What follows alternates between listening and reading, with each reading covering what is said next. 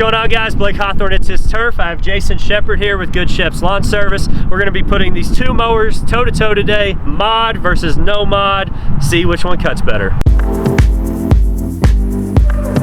All right, guys, so he has his modified 148. He's done all kinds of stuff. I mean, you know, stole blades from other mower companies, you know, done adjustments to them. I mean, this is like a black market mower, actually. But over here, I have the out of the crate Gravley, you know, stock, how they come, legal, everything's by the book. We're gonna put them toe to toe and see which one does better. All seriousness though, Jason, just take a few minutes, tell us a little bit about what the modifications that you've made to the mower deck for cut quality, so we can see adjustments from like mine that's standard, you know, stock out of the crate. Right. One of the things that I've done to the mower here is from stock, the stock blades kind of sit recessed up into the deck. So one of the things that I did was I put 3 washers to drop that blade down more even with the baffle. And so I've noticed that that gives me a cleaner cut. Another thing is I have the Scag high lift blades on there.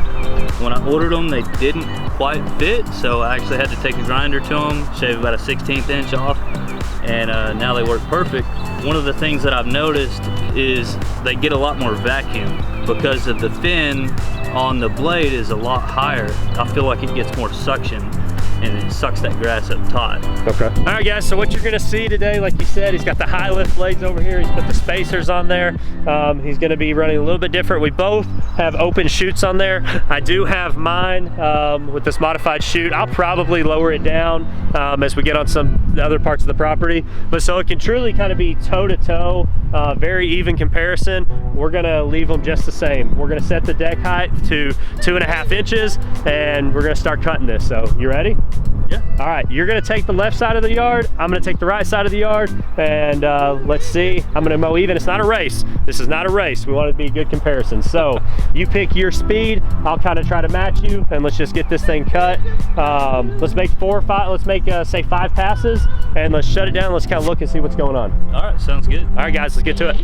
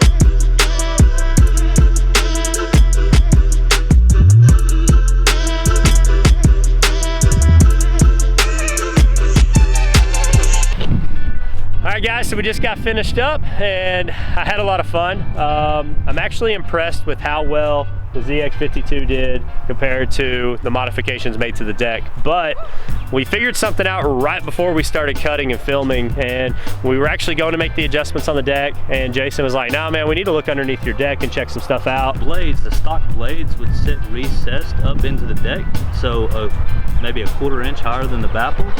And so one of the things I did was I put spacers to lower that blade down even with the baffle, and so they give me a better cut quality. So one of the things that we noticed on this mower, the changes that they've made is the blade is now even with that baffle. Right. And I think that improves the cut quality. No, absolutely, because that was something I was looking forward to mine being recessed and mowing against it, but as soon as you said that, we looked under there, we found out that it was actually even with the baffle, just like yours is.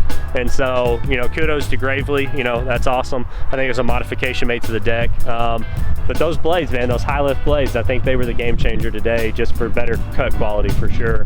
I think that the finish cut on yours is better than mine. I think it's because of those blades. Right, I think so. I think you get more of a vacuum. Right, but those aren't something guys can just order and put on there. You did have to make some modifications to it. That is correct. Yeah, so those high lift blades, they're underneath his deck.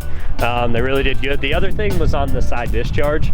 The thing that I noticed, you pointed it out while we were mowing, is just like how smooth and even yours was, and how, you know, this rubber flap was just really pushing mine right out the side of the deck. And when you step back here, guys, you can really see it. I mean, you can just see all across here where my side discharge went. But if you walk over here to the back half of the property that he did, it's really just evenly dispersed across there. So, you know, that's this right here I could probably leave on some of my bi-weekly, you know, residential properties. These are vacant lots here at a subdivision. But there's no way that I could leave this right here on, you know, any of my properties. Even up there next to the road where I was doing the side discharge and actually put down my chute blocker, I left a row of grass across it, so I couldn't leave that either. I'd have to be double cutting it. But you know, just you know, something, guys, wanted to show you. You know, this is an entry-level commercial mower, stock out of the crate, no modifications made to it. I was really impressed with how it mowed today. This is a 2016 model. Yes. 2016 Pro Turn 148. He has made some modifications because, like we said, the older decks were a little different. It's doing great commercial unit, but I mean, next to the seat, you know, and the thickness of the gauge of the deck, once again, guys, this is looking like a really good unit for entry level, or even you guys that have been at it for years, because I mean, I can see how we can add these into our teams. All right, guys, so that's it. We just want to leave you with, hey, cut quality, you know, stay on top of that. If you got a double cut like I would have to, you know, that's just part of it, I feel like. It doesn't really get much better than what we saw today. We're mowing thick grass, we're mowing it down to 2 inches, one single pass. I'm happy with what we got out here. You know, don't get caught up too much on the stripes, guys, and don't get caught up too much on the brand.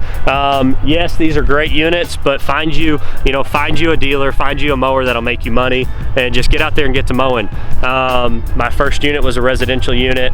I have 4,000 hours on it. I did the math. I've profited over $140,000 with that unit. It cost me $5 grand. I've had mowers that cost me $16,000 that I can tell you I lost a lot more money than I actually paid for the mower with, because I sold it before I ever got in the green, making money. So, guys, I do appreciate, Jason, I appreciate your time today, brother. Appreciate it. We'll let you get back to your schedule and not slow you down anymore.